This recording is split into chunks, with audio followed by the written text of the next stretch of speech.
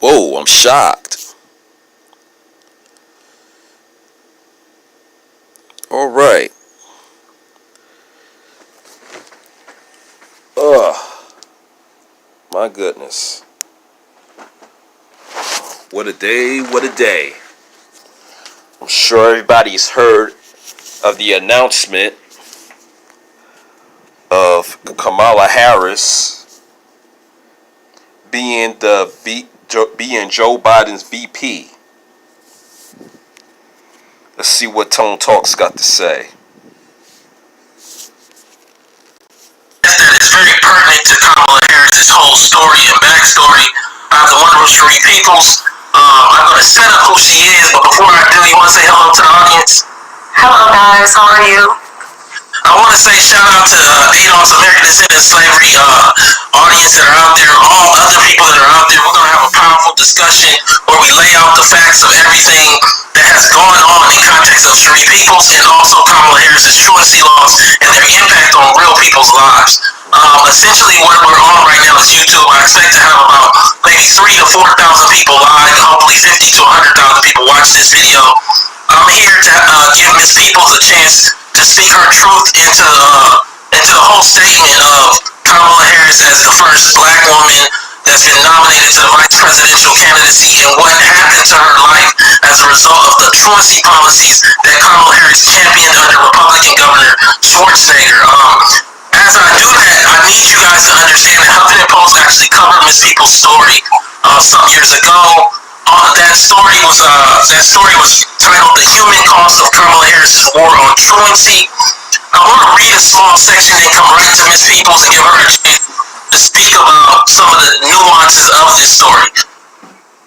On the morning of April 18, 2013, in the Los Angeles suburb of Buena Park, a throng of photographers positioned themselves on the street curb and watched as two police officers entered a squat townhouse. Minutes later, their cameras began clicking. The officer had reemerged with a weary-looking woman in pajamas and handcuffs, and the photographers were jostling to capture her every step. "Swear I had killed somebody," the woman Cherie Peoples said in a recent interview. In fact, Peoples had been arrested for her daughter's spotty school attendance record under a truancy law that then California Attorney General Kamala Harris, and now the vice presidential nominee, had personally championed in the state legislature. The law, enacted in January 2011, made it a criminal misdemeanor for parents to allow kids in kindergarten through 8th grade to miss more than 10% of school days without a valid excuse. People's 11-year-old daughter Shayla had missed 20 days so far in that school year. So before I read on, you want to talk to us a little bit about your story, and then I'll come back to the article. Yes, a little bit about my story and about the background. My daughter Shayla has a condition called sickle cell anemia, which she was born with. It's something that she contracted between me and her father. It's hereditary, and because of her condition, she's always been deemed disabled by the federal government. Since kindergarten, Shayla always had what they consider a 504 plan, which is something that's called a reasonable accommodations. So they're supposed to ensure that they're able to accommodate Shayla no matter what. So leading up to everything with this truancy thing, I always ensured that she had the proper documents, the proper paperwork, everything in line to ensure that she had, number one, the proper education, and for number two, the proper health care. Her health care always oversees the education side because, of course, my job as a parent is to keep her alive. I want to see her grow, and I want to see her become the young woman that she needs to be. So being under a doctor's care, they always will tell you what to do that is required to take care of a child that is chronically ill, such as Shayla. Now, let me say this. As I look over here, if you see my eyes wander, what I'm doing is actually monitoring the chat, bringing powerful comments. Like someone right there says, I remember when I first heard about this, I was pissed off, and I don't even have kids. Part of what I wanted to do was bring the Adolph family, which is hundreds of thousands strong across America, and put our arms around you, Ms. Peoples, because today is not a celebration or a recognition of you. I feel like the way this is being paraded around is as though Kamala Harris called you personally, and that call did not happen, correct? No, that call never happened. No apologies never happened. You know, the whole thing is that she lied. The whole entire time that she started the circuit, when she first announced her presidency last year or so, she lied when she was asked about the truancy. Like, people have to understand, 10% of time is not a lie. It's only 3 days. It's only 3 days of the school year, so, and it doesn't matter. My daughter was protected under her 504. She was supposed to be protected under these governing laws, and they still came and took me to jail. Had it as if photographers was there. I mean, looked as if I killed somebody. And that's how it made me feel, like I was Jeffrey Dahmer. Like, what did I do? Because I had everything in place in which they tell me how to do. And how can they go around and smack me in the back literally 2 weeks after I had meetings with the school? Because technically, on record, they had her missing like 40-something days. I had to take them to court regarding days to have them fix her record. 12 days after I had is when they submitted my name to the DA. So they knew exactly what they were doing. I wasn't aware of the truancy situation. I knew about the letters. I was calling the principal. I was always active. I was an active parent from day one, showing documents, showing everything that is required when you have a sick child. I knew my daughter was sick. It wasn't no question. She was born with the condition. So when you're being monitored by the state, you're being monitored by the federal government, because I have opiates, I have narcotics in my home. So under these conditions, this is what I know, and I knew I needed to protect my daughter by having these so-called documents that never literally protected me or her.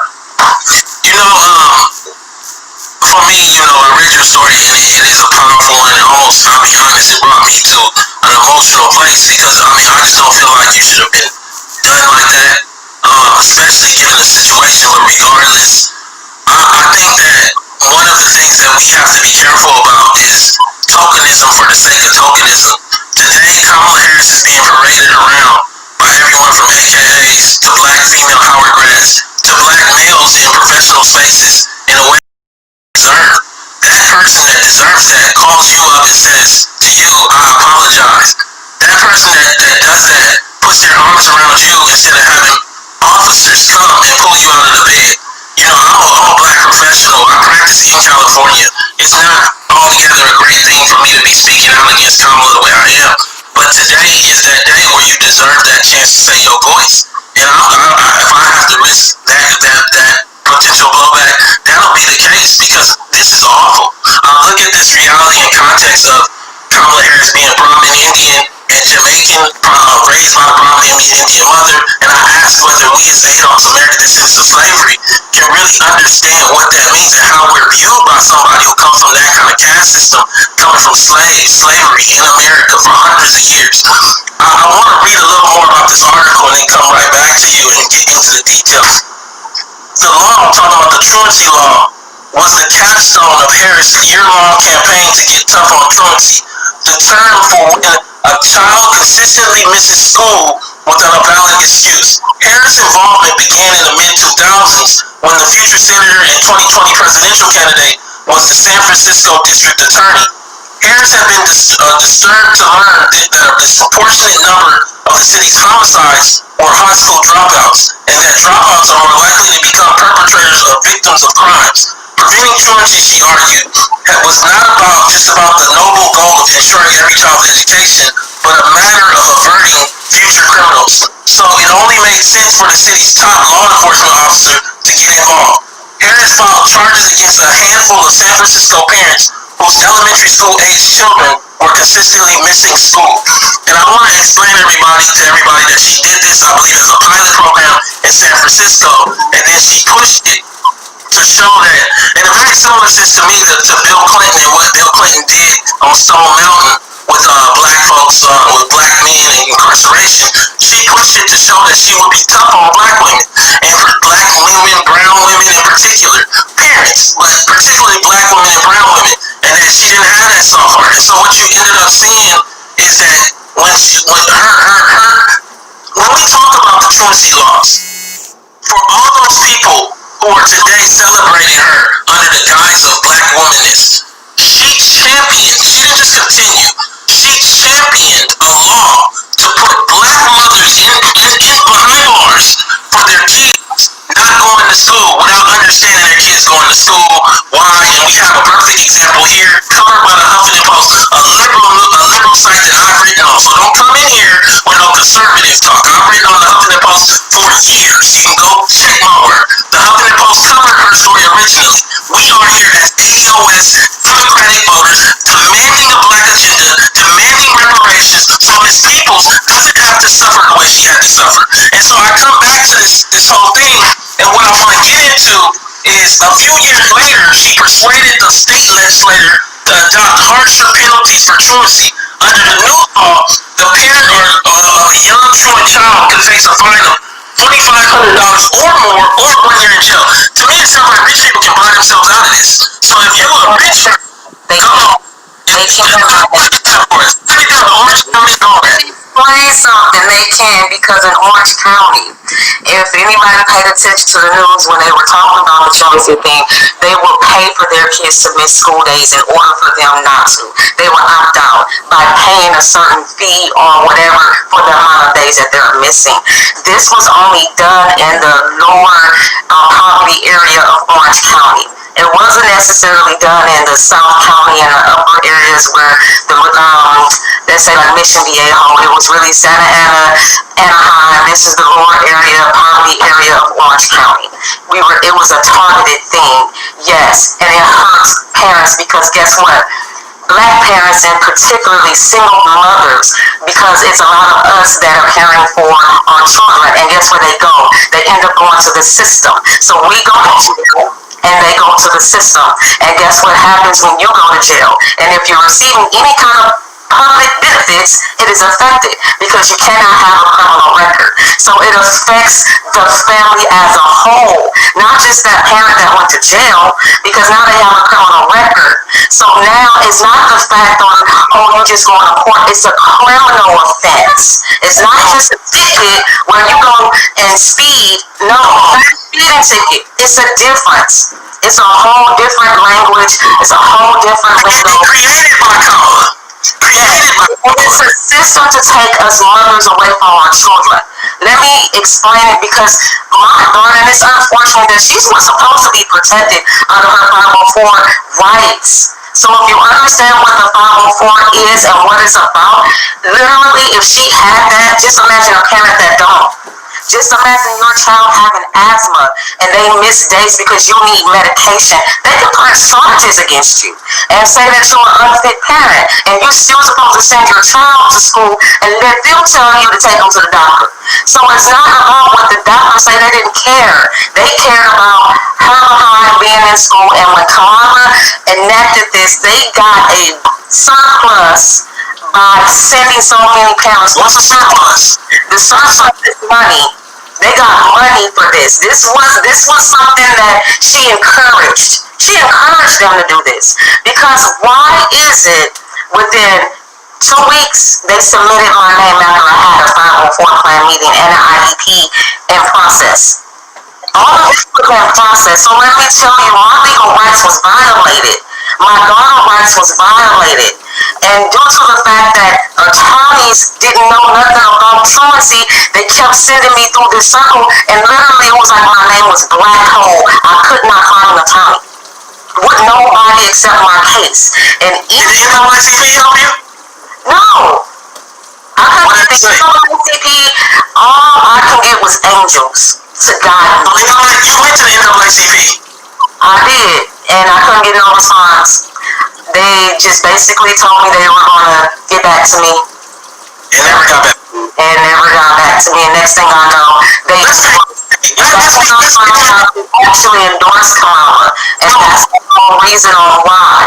Because at the time that I contacted them, when she was doing this whole black circuit, this was what I call it. Some people want to call it, the chicken noodle soup circuit or whatever. But a whole circuit, BET, the Breakfast Club, all of them type of circuit, she was going around saying she didn't. But people don't understand she is responsible for this bill.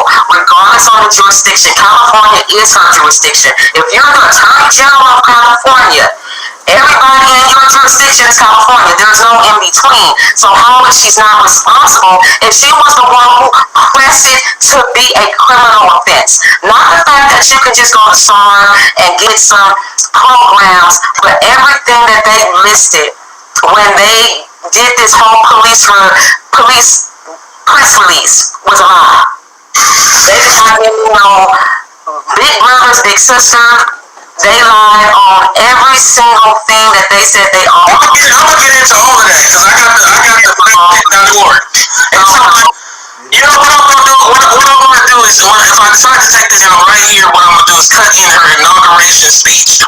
2011, Arnold Schwarzenegger is a Republican governor, and she gets up in front of California and accepts the Attorney General seat and speaks purely about these truancy laws that she's championed. Her logic didn't make sense. Let's go back to the article and read it again.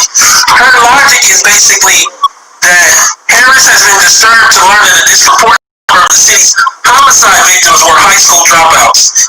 I don't understand, like the whole logic that you're gonna punish victims of homicide by punishing their mothers. None of this made any sense. There's later on in this article in Huffington Post, there's statements that show even the researchers don't have any connection lines between putting mothers in jail and decreasing homicides. This was something that was cooked up by Kamala that was unsupported. I did the documentary Freeway Crack in the System on the crack epidemic. Much of what they did there, they didn't have any research. It sounds like she didn't have any research. What are your thoughts? Have you had a chance to look into this now and find out whether there was anything to support putting you in jail for truancy? Or any other mother? Nothing to support putting any parent in jail behind truancy, because there's always what I call underlying issues in a family background. You don't know if they're homeless. You don't know what other things that a parent could have passed away, a child could have lost. There's traumatic issues. My daughter's condition is very traumatic for her. I mean, she was crawling on the floor. I had no wheelchair for her. I wasn't getting any type of supportive services that was required.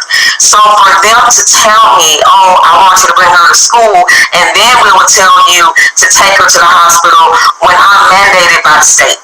So sickle cell anemia is a condition that is very on the books and that is very mandated. Regardless, there are certain things that the doctor must implement, and I am responsible by law if my daughter is in pain for more than 72 hours to take her to the hospital. If I don't take her to the hospital, they can call DPSS on me and say, guess what?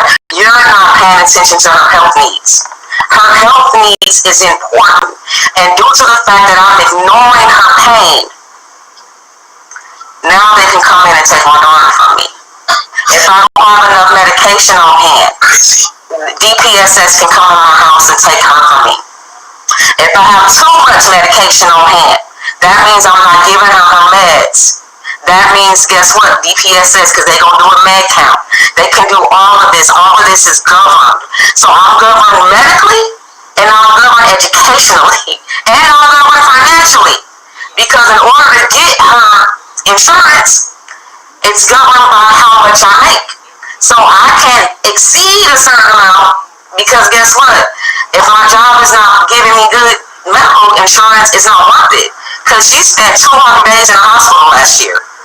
Out of 365 days. So, wait. The daughter, how old is your daughter now? She's 18.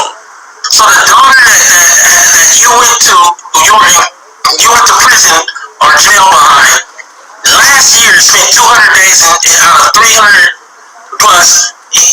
Understand what we're seeing here. We have 2,000 people live. Please support this channel. Use the Patreon, Tone Talks. What we're seeing here is a question of all of this.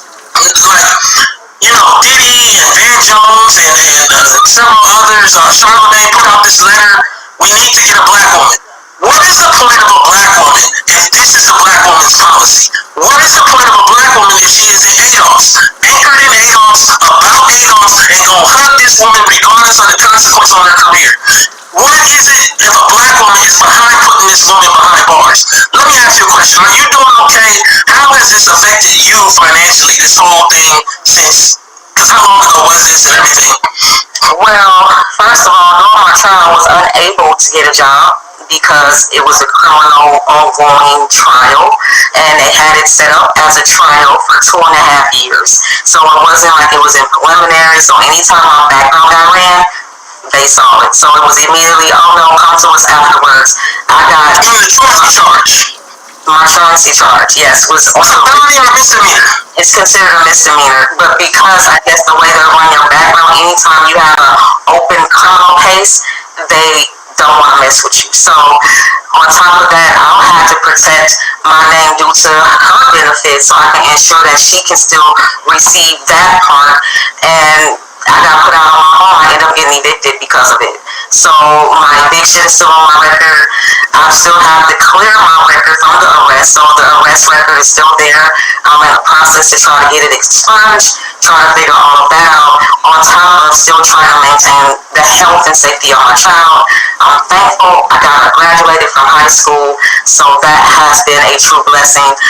Despite the 200 days, despite everything that they were trying to put up against us, my daughter graduated with a 3.6 GPA from one of the top schools in the country. So very thankful for that. She's a very smart child. I mean, to pin her as a gang member, I'm not even from Orange County. I'm from Wait. You threw that in there. What do you mean? Pin her as a gang member? Because the whole truancy thing, if you really read, the truancy thing was about, they're going to be a gang member. We want to prevent them from becoming a gang member due to the amount of days that they missed. So it's a gang retention program. GRIP.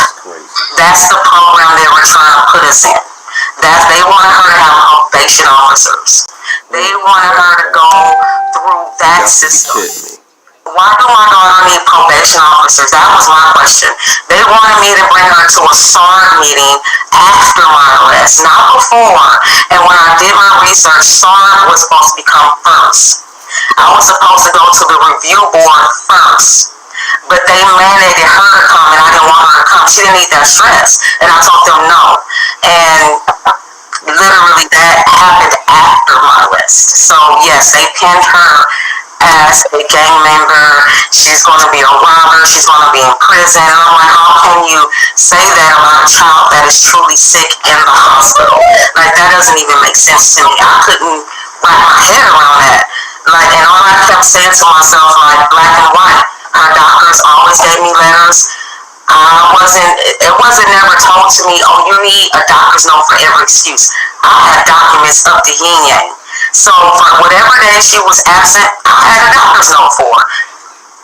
Why am I going through this for 2.5 years? I still don't understand the 2.5 years part. Because it took me from my son. I don't remember parts of my son's life. It made me partly suicidal. I had to go from home to home. It was horrible. Like, if it wasn't for my spiritual, my faith, praying, my mom, and my daughter, my kids, I may not be here today. But it was bad. It was horrible. Yeah, man. I don't know if you got some help with the expungement, but after we get off, maybe I can look around and help you out as well, being here in Los Angeles. But definitely, as I'm looking at this whole story, you know, it's so hard to wrap my head around what's going on because myself, Yvette Carnell, Kevin Cosby, along with others, have pushed this whole reality of what the consequences are of not having a black politics, and you are a representative of that consequence. So now we have a woman who has framed herself as though she is the representation. If you watch the news today, they're not talking about her career. All they talk about her is a black woman. And now you are a representation of her most important, most heartfelt, I guess most centered, rooted politics, which is the truancy laws. That's what she did by herself. And you were saying something before about 10 years, and she's been looking into this. What has been your research into how this came to be for Kamala Harris? Because I know since this happened, you've done a lot of research on it. Well, she did a whole study. So when she first became Attorney General, yeah, she did a whole study on it. And if you Google it, the whole truancy study with Kamala Harris, I mean, she had videos, she had this whole round table, and I'm like, okay, to a point it makes sense. I get it. But you got a kid that is sick. Like, that's the part that didn't make sense to me. She's documented. Like, how? Like, what is the point of getting a 504? What is the point of getting an IEP if it ain't gonna work for the children? And if it's not gonna help the parents? And if What is a 504? Because you keep saying that. I just want to make sure everybody knows what a 504 is. it's a reasonable accommodation. So basically, anytime that your child needs to be accommodated for any reason, say your child broke their foot, and they may need to be accommodated because they have to have crutches. Typically, crutches are not allowed at school. So you'll have to get certain documents in place, submit them to the school. They will allow your child to have the crutches. They may need to leave class early if they're in junior high school, so they can leave class maybe 5 minutes early. If they need to be tested in a particular area because of distractions, they'll be able to do that, and it's considered reasonable accommodations. And if you need water at your desk, if you need to have medications at school, if you need to have a wheelchair at school, they're supposed to accommodate those things. An IEP is a little different. That is around education. So if your child may have a learning disability, you may fall under the IEP plan, which is a individual education plan. So those are the ones with speech impediments, the ones that may have ADHD, they get a special education plan. But then you have those that may not need an education plan because they're smart. They don't need a special ed teacher. So they typically will give them what they call a 504, which is a reasonable accommodation plan. So that's what that is. And everybody can pretty much apply for it, put it in writing, submit it to the district, and it's basically they're supposed to support you in those areas, supposedly. We got a question from the chat. How did your daughter feel about the arrest, and how did it affect her? And I'm going to go into some details if you're okay talking about that now. I'm fine about talking about it. My daughter took it pretty hard. She saw it on the news, so I wasn't able to tell her. So it really impacted her emotionally, and she had a stroke a year later. So my daughter, at the age of 13, suffered a really massive stroke. So now her right side is hindered. She is bright, she can still talk, she can still function, thank you Jesus. But again, you know, her right arm is affected, she cannot use her right hand any longer. So throughout my trial, I was also rehabbing my daughter throughout her stroke. So now, you know, I want to read a little more of this Huffington Post article because it'll push us into talking about Orange County. My whole theory before I read this is that many of these districts started weaponizing these truancy laws to keep you away from, to create segregation. So my theory is basically, if in fact I know that I have a truancy law that I can use this way, I as a district can then use and photograph a woman like yourself being punished under it, and those people like you will not come to my district out of fear of also going to prison or jail. So then I'm able to institute some sort of albeit segregation. And you have Kamala Harris giving that tool through this truancy laws, whether she knew it or not. And you know, we'll get into those details, but the craziness of that. So what do I mean? Understand, this woman's daughter went to school basically near, not straight farm, near Disneyland, to be simple. LA is down, if you come up north.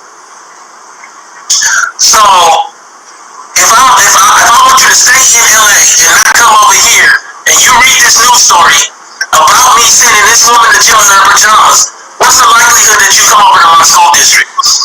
I'm looking at this thing, and I'm going to read a little bit, and then right after I come out of this, I want you to tell me about the day that the arrest happened, because it's so confusing that like, I want to know about, did they kick your door in? Because you're dragged out in your pajamas. It's the weirdest thing, like you're some kind of threat to run or a fugitive, seen, and it's all set up by the policy that Kamala Harris put in place that is now being trafficked around by everyone from Angela Rye to AKAs as this black female first vice presidential nominee for Joe Biden. This is the craziest thing ever, and we need to make it clear.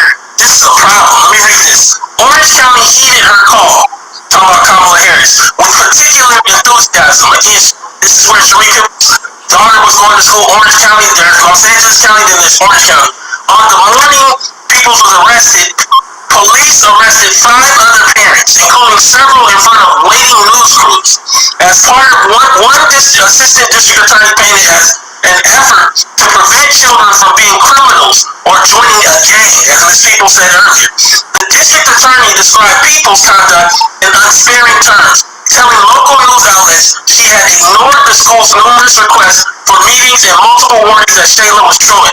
The defendant was offered counseling. This is the press release and parenting classes. The student was provided the opportunity for a mentor through Big Brothers and Big Sisters of Orange County. People never responded to those offers, it claimed. And so, I want you to kind of get into the day of, like, what, are you in bed? Are you in the kitchen? How did this all go down? Well, I gotta backtrack a little bit because there's I didn't know what they were actually trying, this whole truancy thing, but they were sending me letters and I was responding. And I was pregnant at the time, I was due at the time with my son, that is now 7, and I'm like, I'm due, I was high risk, so I'm like, I don't know how I'll make it to this meeting because my son is due any day. So I got a call the day after I had my son, and it was very an intimidating call, and it was like, why you're not here? And I'm like, I'm in the hospital, and like they were cussing me out, and I'm like, what is this about? Get home 2 weeks later, they denied my daughter her IEP. And I'm like, okay, maybe I need to reapply all over again. Reapply. Next thing I know, an investigator came to my house. I'm under the impression the investigator is to help me with services. Again, I'm always the one looking for services, trying to find advocates to help me with this situation. So thinking that the investigator was there to help me, I'm giving out information, not knowing until he was getting ready to leave my house. And I said, excuse me, sir. He was like, here's my business card. And I looked at it, and it said Buena Park Police Department. No attorney. I said, wait a minute, do I need a lawyer? He said, oh no, Miss Peoples, you're fine. And I'm like, okay, in the back of my mind, like something not right. So about 30 days later, a knock on the door. My son's father actually answered because I was asleep, because our son was colicky, and just put him in the bed. Shayla actually went to school this day, and he come back and he was waking me up like, Sheree, the police at the door. And I'm like, police? Did he just say police? Like, why would the police? In my mind, because I'm asleep. So we had a townhouse, so I had to go downstairs to get to the door. I opened up the door and sun is in my face. I'm looking at this cop. He was like, are you Sheree Peoples? I said, I'm Sheree. And he was like, I have a warrant for your arrest. I said, no you don't. And he was like, yes I do. I said, no you don't. And he was like, I have a warrant for truancy under Shayla. I said, Shayla? Really? And I laughed at him like, this ain't right. And he was like, I said, well, do you gotta put handcuffs on me? He was like, yeah, it's the law. I'm like, oh shoot, I'm about to go to jail. Cause I was like, can I go to the bathroom? He was like, yeah, just make sure you get your jacket. Get on a jacket and bring your cell phone. Bring your cell phone. I said, okay, so you can call your family when you get out. I was like, I'm about to go to jail. That's all I kept saying, like, I'm about to go to jail. So I grabbed my jacket, grabbed my cell phone. Now you can see how the discussion is related to Kamala Harris. That's a black mother, an ADOS mom, who's going through. You know what I'm saying? It's just beyond ridiculous. This is why we don't want Kamala to be VP. You know, This is why we don't want her to be VP.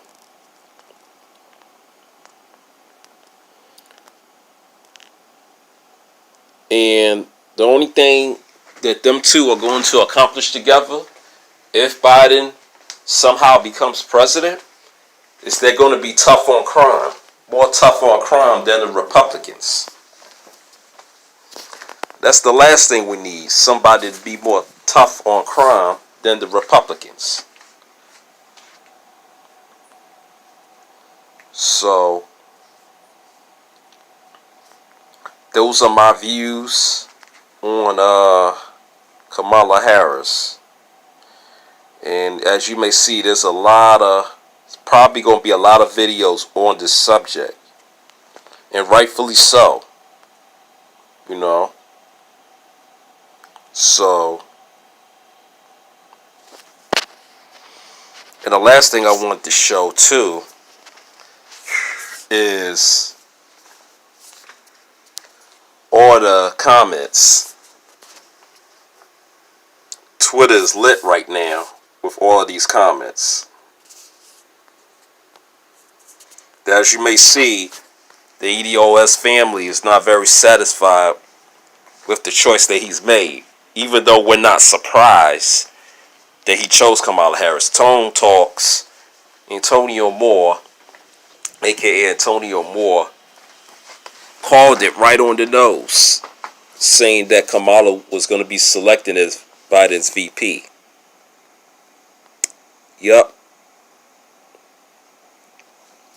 Let's see if there's more. Wait for it. The WAP remix with Kamala and Willie Brown. This Obamaism must stop.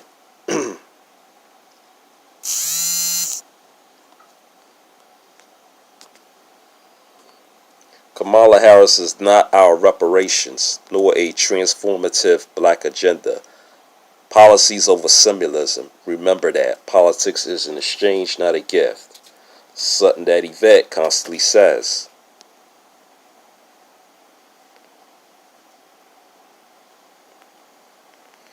My Facebook is going to explode in the next 5 to 10 minutes.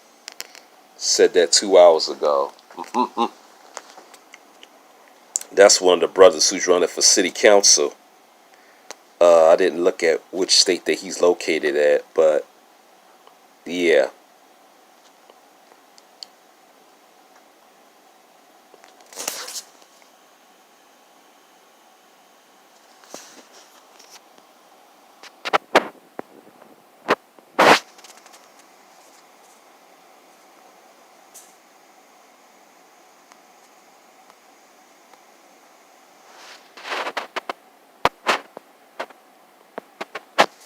Yes, I'm hoping the Democrats lose as well. I agree.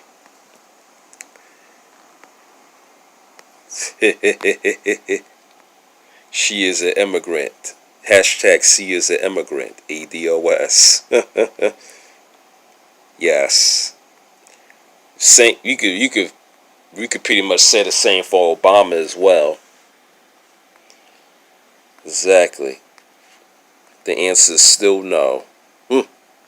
This changes absolutely nothing. That's right.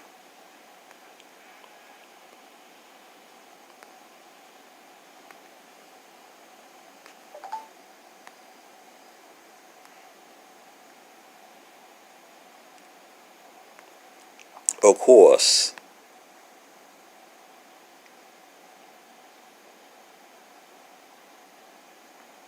Of course.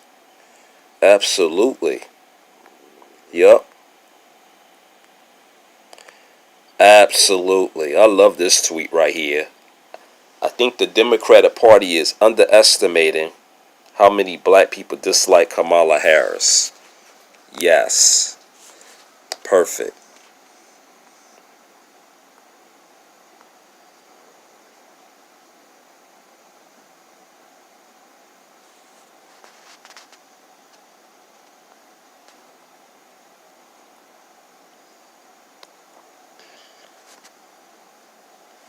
Yes.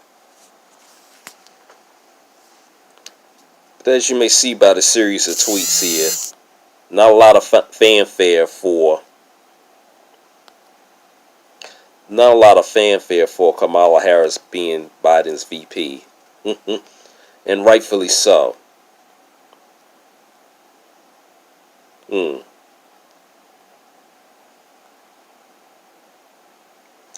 Yes, I do think Virginia is still going to go blue. Yes. And, Virginia probably shouldn't have been blue in the 2016 election. Because I think there was some votes that were thrown away to prevent Trump from winning the state of Virginia, even though he probably didn't need the state of Virginia to win. But hey, it is what it is, you know.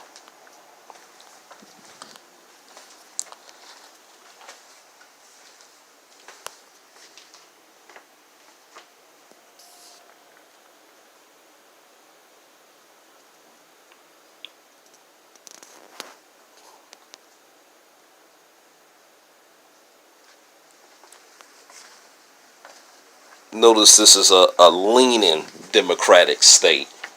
It's not all the way blue. So that's another thing to keep in mind too. And we got a lot of immigrants. You know what I'm saying?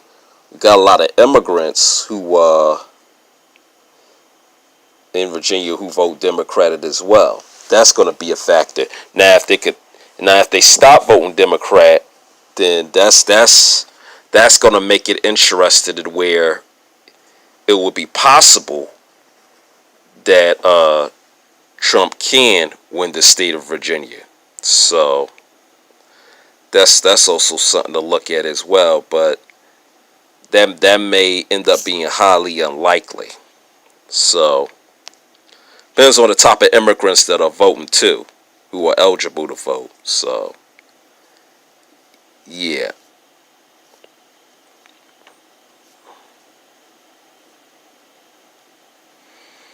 But as far as the turnout, yeah, they definitely gonna need us, and I think that as ADOS, I think we need to come together and vote down ballots to teach the Democrats a lesson. They really need to be taught a lesson. I have to say this, and it's gonna be unconventional, but I prefer that Trump wins. I'd rather for him to win because I don't want martial law. I really don't want a Biden-Harris presidency. Or a Biden-Harris dictatorship when it comes to being tough on crime. I don't want any of that, and that's just my viewpoint on that,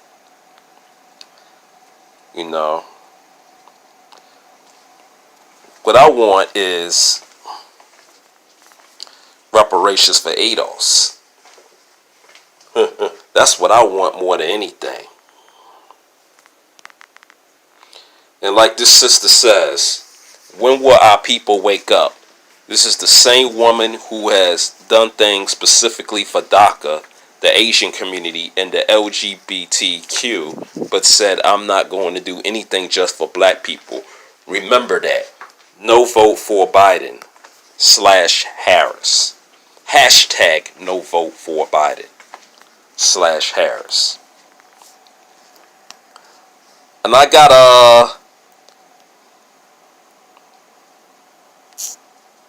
and I made some comments under never Biden, never Harris. I like that too.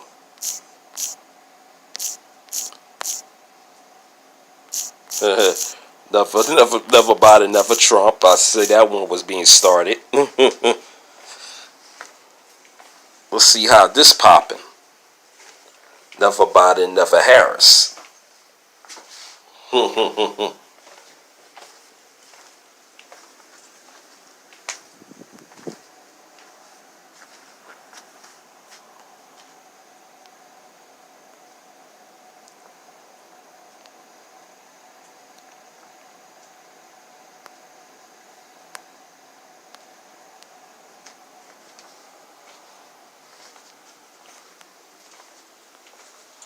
you may see by the comments here.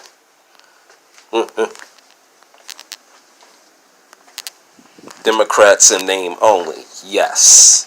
I think they've been Democrats in name only for a good while now. Probably since the 80s. The Democratic Party started becoming more corporatist than for the people and for the common man and the common women of America.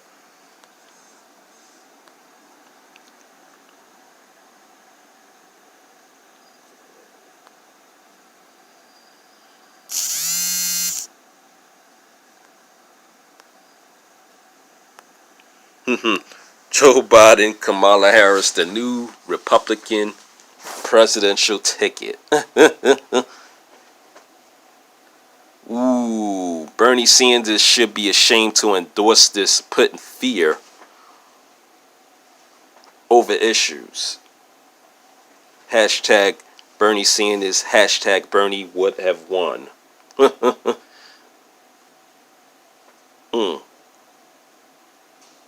I think, personally, I think Bernie would have won in 2016 had he stood on his square and taken all of his supporters to form an independent party rather than bow down to Hillary Clinton.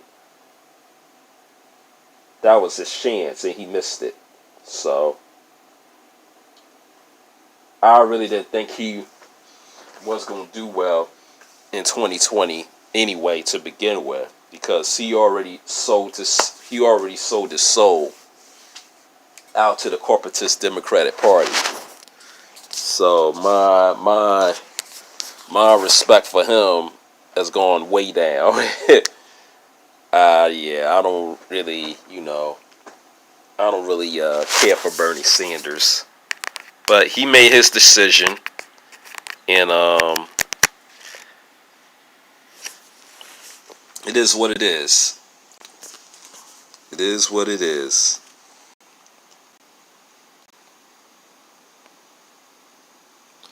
But yeah, Joe Biden is creepy. He's weird. He's pro crime bill, pro mass incarceration. So is Kamala Harris. So they're gonna be locking a lot of people up, starting with us ADOS folks. Yep. Hindu phobic, India phobic group.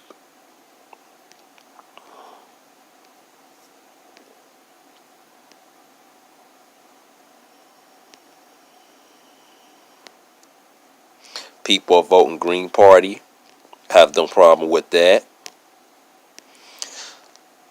I'm going straight down ballot. I've never voted down ballot before.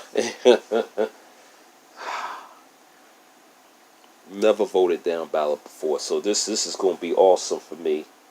And I can write in whatever I want to write in. If I can't find a candidate who has a black agenda that includes reparations for ADOS. So I feel like as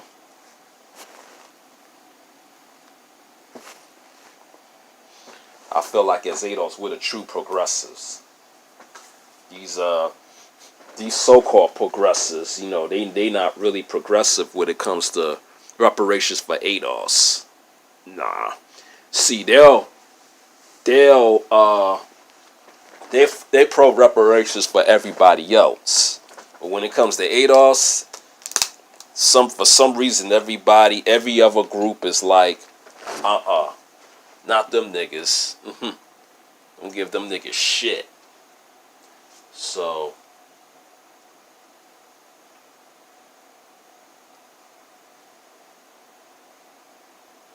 that's how that works.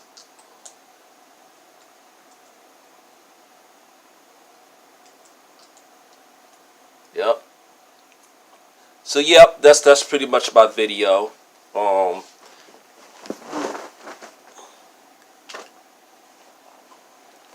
Like to hear everybody's thoughts.